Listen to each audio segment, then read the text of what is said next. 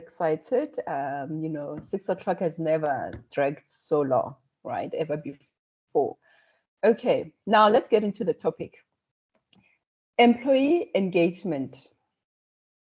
Your thoughts. Share with me again in the chat. When you hear those words, employee engagement, what comes to mind?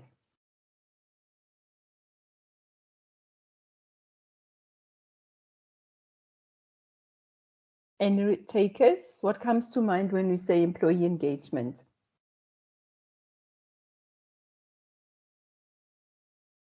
I almost seem to get a new word every day. Earlier it was different, Natasha. Right now, the first one that comes to mind is exhausted.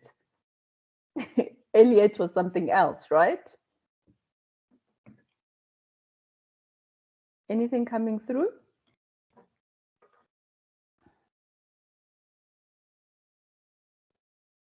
Connected, I love that.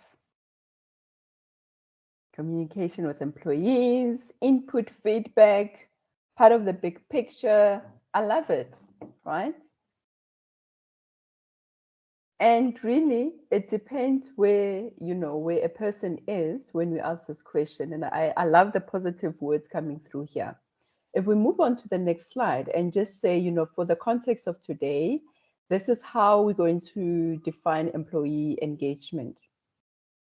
So employee engagement is how a person, an employee, feels towards their job. It's a level of enthusiasm and dedication that they have towards their job. It's when they still care about their work, and it's when they still want to contribute to the organization. So for me, the 3 words below here summarizes this. When I'm still committed, when a person contributes, when I still care what outputs I produce, when I still want to do things differently, when I'm innovative, right? That's when I say I'm engaged, or a person is engaged. Now, if we move on to the next slide, and just say, how do you know that a person is engaged, or what helps an organization, to get engagement up and going, right?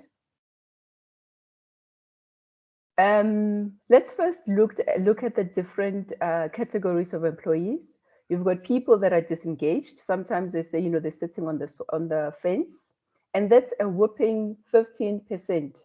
This is a report from Gallup, and it's Stats for South Africa as in 2017, right? As it's 2017. And then you've got 68, or you had 68% of workforce that was not engaged in South Africa. 68%, that's a huge difference. And then you've got the peddlers, the ones that are highly, highly engaged, the ones that are still committed, the ones that still want to make a difference, the ones that still are excited and are innovative about their work. Now, this was in 2017. The recent ones that I could get are these ones on the bar charts. As it's May 2020, just when we we're going through COVID, these were the stats. Look at the 2019 figures and then compare with the 2020. It's interesting that in 2020, engagement levels soared, right? It went high. Whereas in 2019, around the October, it was at 46. October 2019, look where we are. Look at 2019, look at May 2020, and then look at May 2020 again, and then look at the May 2020. Do you see the difference? It went down. Okay, we can argue and say what influenced that, right? There was, a move or some kind of insecurity when we went into lockdown. We found ourselves working very hard, right? At some point, it felt like people are working hard to just prove that, I'm still needed, I'm still here, I'm still working. But then, it kind of started going down, because that's when we realized we're overworking ourselves. We have blurred the lines between personal work and work life. We have now become glued to our laptops. It's not just the phone. In actual fact, I'm sure, I bet all of us sitting here, you've got your monitor, you've got your laptop, you've got your phone here, and you've got your iPad here, right? That's how engaged we have become. Okay. Now, the question is, what are drivers of engagement? Any takers before we move on to the next slide? Think about yourself. If you were to say you are engaged, what would be those drivers? And I know some people mentioned it earlier on, communication, being part of a bigger picture. Those are drivers of engagement. Now, if we go to the next slide, and I really, there's a lot of drivers that are out there, and it depends on what are your personal motives, right? What do you value? Okay. These drivers are usually the ones that we see in organizations, and usually it's what really, as employees, as team members, we look for. Okay. It doesn't matter what survey you do. At the end, these dimensions somehow will feature. We're looking at career growth, workload, workplace culture, all those things that are in there. I'm not going to read all of them. Absence of any of this could impact an employee, could impact a team, could impact an organization. Now, as you're looking at that slide, let me tell you about my experience, right? I've been interestingly, in all categories of employee engagement, right? No one is perfect. I've been a highly engaged employee. I've been on the fence, and I've been, this is it, right? But before you get to this is it stage, there needs to be some action. So I've been in roles, or in previous role, where it felt to me, it was a dream job. Everything was going well. I was excited. I was enthusiastic. I put up my hands for other projects. I'm a natural sharer. I shared information with everyone who cared to listen or who needed help. And then it came to a point where all of a sudden my energy levels were depleted. Why? Because I was overcommitted, right? At times it came to where I realized that, but I do all these things. And then, somebody comes and changes the color. Have you been there? When they change the color of your slide and then they just pass it on as theirs, or they just hoy it into another project. Of course, that's not motivating at all. That's not recognition. Everybody who does any job, anything, you want to be recognized. I'm not even talking monetary rewards. I've been in situations where it felt like I'm working very hard, but I don't actually see what am I producing, right? I've been in situations where I realized that because of our own team dynamics, there's no progress. Because of our own lack of collaboration and cooperation, we're not delivering to the client what they expected. I've been in situations where when I thought I've done a great job, somebody comes and say, no, we're not ready for this, right? I've been in a situation where I felt like, but then what is the point? If you listen to what I've just said, I've touched on personal mastery. I've touched on motivation, self-motivation. I've touched on locus of control. I've touched on tenacity and perseverance. And I've touched on communication.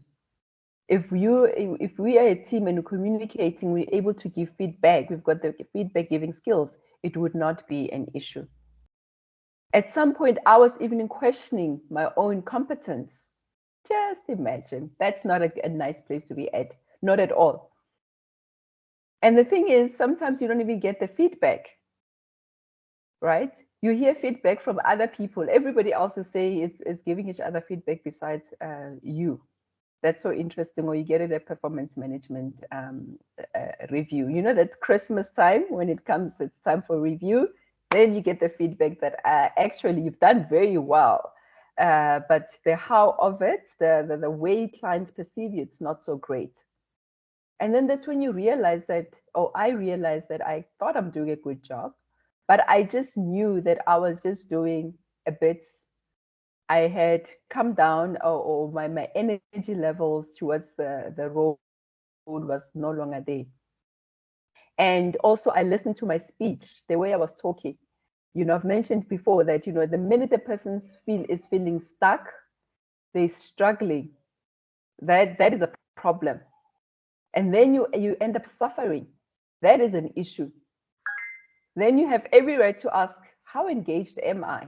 Am I one of those people that are facing burnout? Sometimes you face burnout not because of overload at work. It's because mentally you're not challenged, right? So now what happened, if stress or if engagement levels are that low, it results in another form of stress.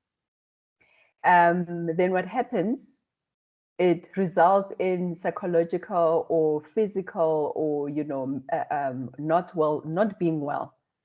You end up going to the doctor more than it should be. And sometimes, we just go, the medical age generation, you just go to the doctor.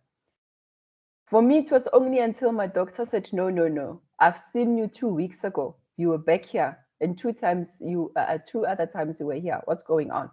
Right? And of course, I was like, no, it's just work. It's just this, it's just that, and. But I had to come back and realize that, you know what? It is time. I'm not having conversations that I should be having. And then I also realized, it takes two to tango. Everybody has a role in any situation.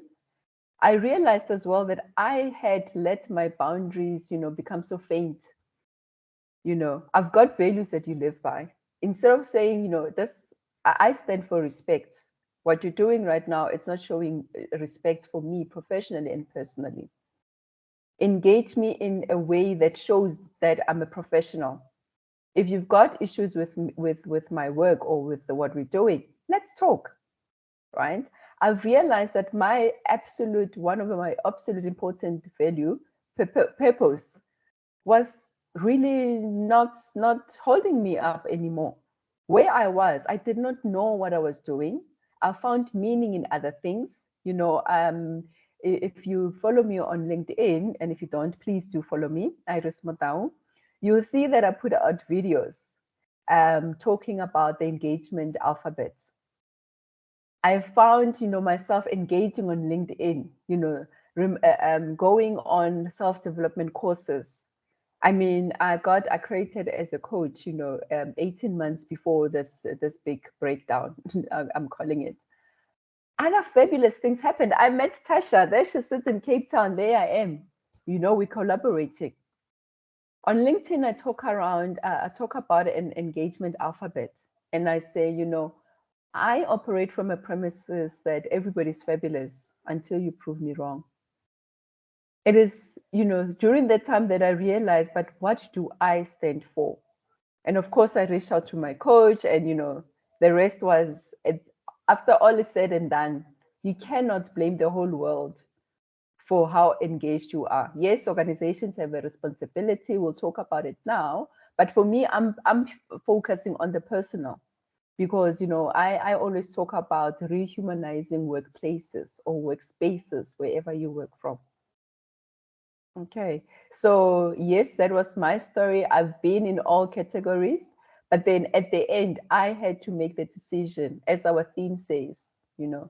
It's a new era. It's time to do the change, to make a change. But I have to make the decision and that step. Okay, back to my drivers. What I just said in terms of my experience, it touched on all of those things.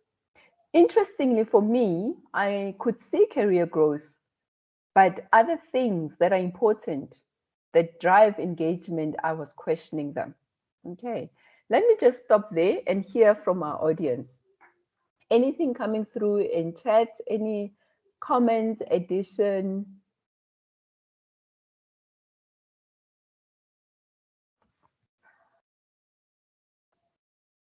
Do we have a very quiet audience, Natasha? No, so what I wanted to say, I know they typing furiously, Iris. What I wanted to say, it's so true what you're saying when around performance feedback, is that everybody else in the business knows about your feedback, but except you, because the person didn't have that conversation with you. I recently, 2 years ago, told a leader that this is the culture that you're driving. You don't even understand it. Every time you do that and speak about somebody else's performance to someone else, have you had that conversation with the person? Have you told them where the development areas is? But this is how we build a culture, but we don't even know, or we're not even aware, little things like that, because that person's, the person that they're having the conversation is going to do the same thing with their subordinates. And that cycle just keeps on continuing, continuing, and continuing, because ultimately, if you haven't spoken to the individual, it's gossip. Yeah, that's true. Yeah, and the person didn't find themselves just there. There was a process, right? And sometimes you don't even realize that because you're so disengaged, you're not aware that you are being perceived in a different way. It's like, oh no, she can't, or no, she would not want to take that up, right? Right? So Carl is saying engagement leads to more than motivation in the workforce. Yep. And the other thing that I want to add, Iris, is that in the workplace, leaders see a portion, everybody sees a half of an iris. Because we don't have empathy in the workplace, it's all about delivery, delivery, delivery. How are we making our money? They see just the 50% that you have. Meanwhile, your other 50% that is actually homebound, you've got other things in your life, other factors that play a role in how you show up in the world, how you make decisions. But we don't see the full person. We don't see the full human. Yeah, because we've become so. I love the one comment in earlier. You know, when they hear employee engagement, they're thinking of connectivity, right? Connection. I mean, the big COVID-19 has shown us we cannot, as leaders, you know, be going about as if we in the office as normal. Even when we're at the office or the normal workplaces, empathy has always been an important trait of a leader, right? You know, Tasha, so I was telling you earlier on this new book that it's almost like the book of the quarter for me, Rehumanizing Leadership. You know, and in it it says it's back to the basics, empathy and purpose. And that resonated with me because purpose is a big thing for me. Why do I do what I do? What is the meaning of this? How am I contributing to helping someone become the best version of themselves? Are there any other comments, any other Yes. things? Yeah, let's Yes. read them out. Suzanne is saying it also leads to productivity. Yep. And then Ria is saying depends greatly on how our current leaders in the workplace, if they are supportive and encourage engagement, you have a happy workplace. And then she's also saying the opposite is also true and can be extremely demotivating. Oh yes, you know, and this is why I'm so excited about our conversations. You know, when we're talking the panel discussion around humanizing workplaces, humanizing leadership, you know, human-centered leadership. It's definitely one of these situations, right, where leaders in an organization, they're the smell of a place. Sorry, leaders, but I'm hoping we all smell so great, right? Because we leaders that want to engage, we leaders that want to be there for people without removing responsibility, yes, but you know, treating people, understanding the situations. I always say, get to know your people, engage them, develop them, retain them. Simple. But you will not know where I want to go if I don't engage. And the other side is also true. Why do I not lead the conversations around my development, around my exposure, around what I do not prefer, what I prefer, what are my strengths, and all of those things? So yes, I agree. Leadership, please do join again, Ria, for the next conversation. You know, you'll also see I'm really holding myself not to go into psychological safety, but all that is also there. You know, you have to be psychologically safe to have your say, to trust that when I say something, my leader will not will not see that I am, you know, just being maybe impossible or so. Okay, so yes, these are drivers, employee engagement drivers. So which one is yours? All of us sitting here, I've put it out there. I've been on all three categories of engagement. I've been on the fence, I've been engaged, I've been disengaged. But then, while I was disengaged, I was determined that I need to pick myself up. And then, sometimes it goes up and down. But I never believed that I will have to stay here and get my salary and be happy. Oh my gosh, that I could not take anymore. And we can have another conversation another day. That then is that why people leave. People leave jobs for different reasons. But when you leave a role for whatever reason, let there be some kind of an impact that you've made. That has always been my thing. And somebody said, does it, Carl, when you engage, it's more than motivation, of course, right? Productivity was mentioned. Organizations grow, they perform better. They see the objectives being realized, and employees want to stay because they see themselves building and managing their careers here. Retention is not as difficult, which is another hot topic, but they want to stay because they contribute and they are being recognized and rewarded for all their efforts. Organizations become employers of choice. And when you speak to people from those organizations, they will tell you that, I'm engaged because of 1, 2, 3. And I've also seen the same organization that can be the ideal employer for one person. For another person, depending where they are in their lives and in their careers, could be saying, no, this is not doing it for me, right? But it all points to me. What am I doing about it? What am I how am I going to get myself out of a level where, I am not physically, mentally, or emotionally impacted? And am I not impacting my team? Because if you're not engaged as an employee, sometimes, you impact your team members, whether you are aware or not. It's another discussion. All righty. Thank you. Thank you very much for those comments. I appreciate it. If we move on to the next slide. And I'm hoping by now, everybody is kind of thinking, where am I sitting? Or where are my team members sitting? Or when I was talking to my sister, my brother, and they were talking, struggling, suffering, stuck, maybe I need to have a chat, heart-to-heart chat to them, right? And reach out. So I've been focusing on the employee because I really believe if the employee feels included, they feel wanted, they will stay and they impact the organization. The workplace is a conducive and humane place to be at, things would be better, right? So as within the broader organization, management can do some very simple things.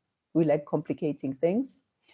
How can you improve and sustain employee engagement? By engaging people. We've talked about that inclusion, that contribution, that showing people the big picture.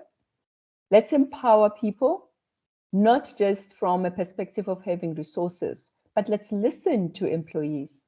When we do the surveys, those actions that follow up, let them be actions that are going to be implemented, right? Let's empower employees. Just, in the team meeting sometimes, let Natasha chair that meeting. Give them stretching assignments, give feedback, ask for their opinions. It really depends. There's so many things a person can do. How do you enable your team? How do I enable myself? How do I recognize when the manager is trying to enable me, is trying to enhance me, my skills, or they're trying to empower myself? Sometimes we get into our shells and we don't want to stretch ourselves anymore. Manager cannot do things by themselves, or leader cannot do all these things by themselves. As a team member, I also need to recognize when there's some effort and come to the party. And, we talk about strengths, what are my strengths? What are your team members' strengths? What are your strengths? What can you use even more?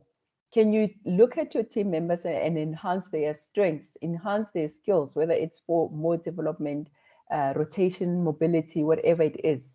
Or perhaps people need, a listening to, find out why they're not performing, or find out why do they have a need to work 24 hours, right? Maybe they just need a bit of coaching.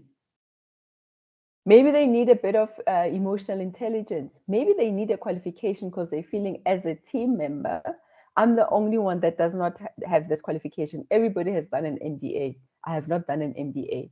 Everybody has done this higher certificate in management. I have not done that, right? Let's enhance what we already have and see how can we complement each other. Interestingly, I looked at some articles, and this is what I found from the National Productivity of South Africa, 2021 trends. What can employees do, to sustain and improve employee engagement? Show more compassion, as we said, good old empathy. You will not empathize if you don't know my personal circumstances. Yes, sometimes people don't want to go into the details, but we've been having employee assistance programs for years. There was a time, they were the in thing, and then, we kind of forgot about them. I was so happy when I saw them again, especially in 2020, being taken care of. I mean, I've seen people having happiness conferences online, It was quite nice. I've seen people have Zoom sessions working out because we're always sitting, right? We've all gained a centimeter or two. I've seen a take-up of employee wellness programs improve, because organizations have gone on drives to say, thou shalt be healthy. Thou shalt talk about issues that burn you out. You will say when you don't have resources. Please let us know whether you need financial, emotional counseling. We're there. Please let us know when you're frustrated about your career. Be aware that yes, there's a stress of job losses, but right now we can't guarantee anything, but nothing is happening right now, whatever that they said. But I must say, I've seen that take up quite nicely. Organizations are also looking at the type of benefits that they give and recognition. We cannot go on this time using the same things that we've been using. People have become very creative in terms of the benefits that they offer, in terms of recognizing work.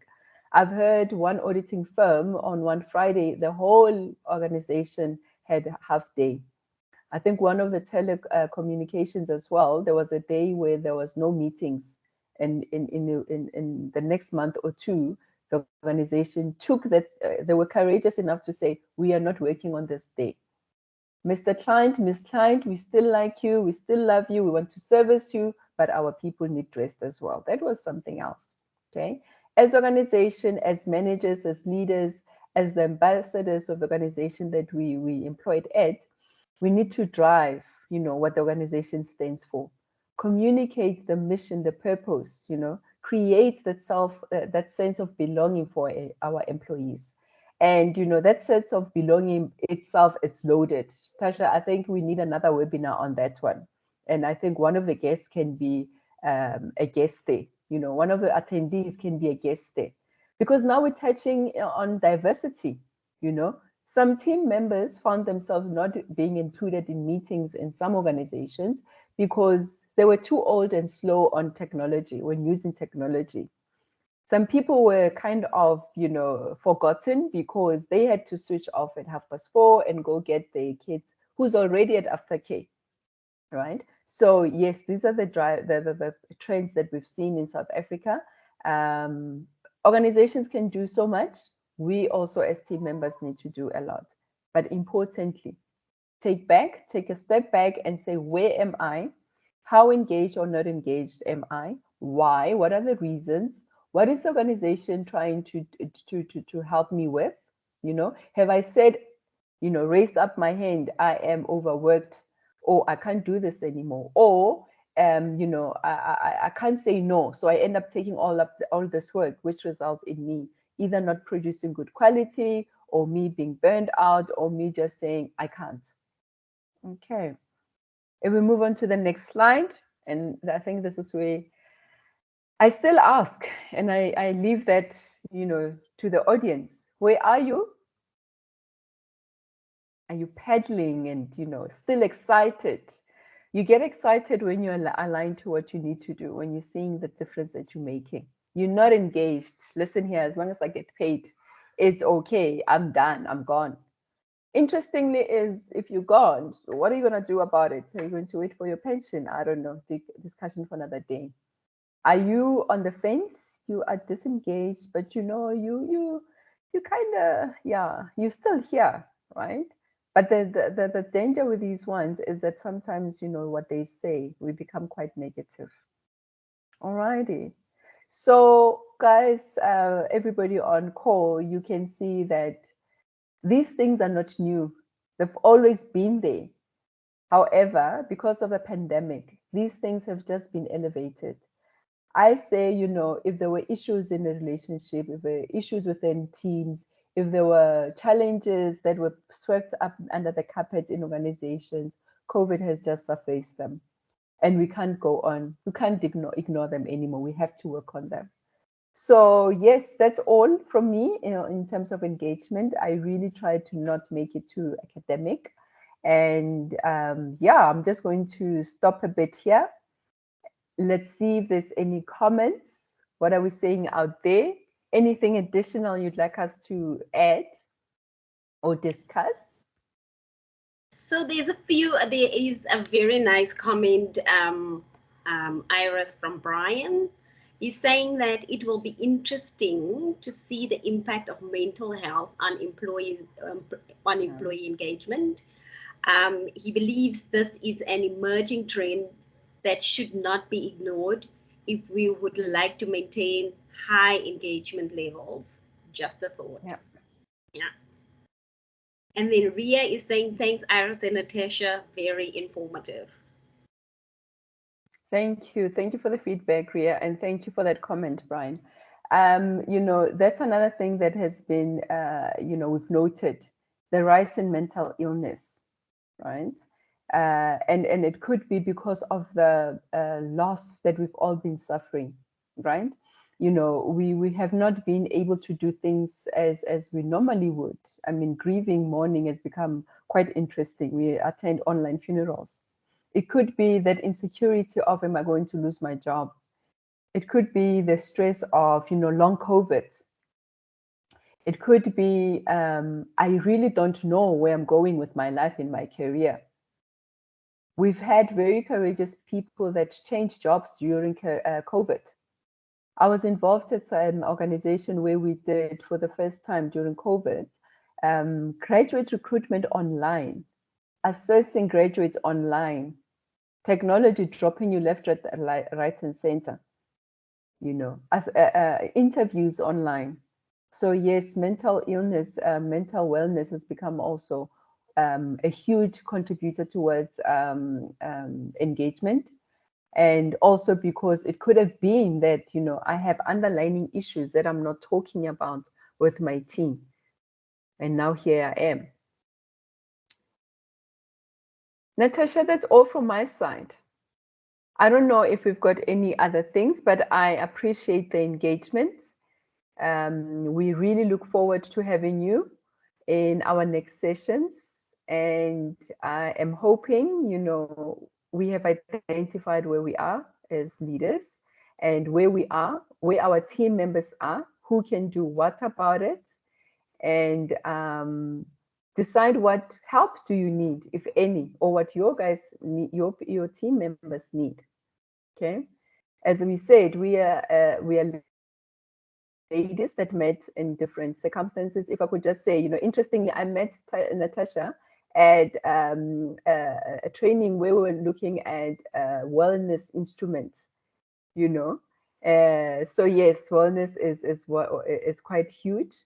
All of us here sitting, on the slide, we looking into people development. We offer services around people development.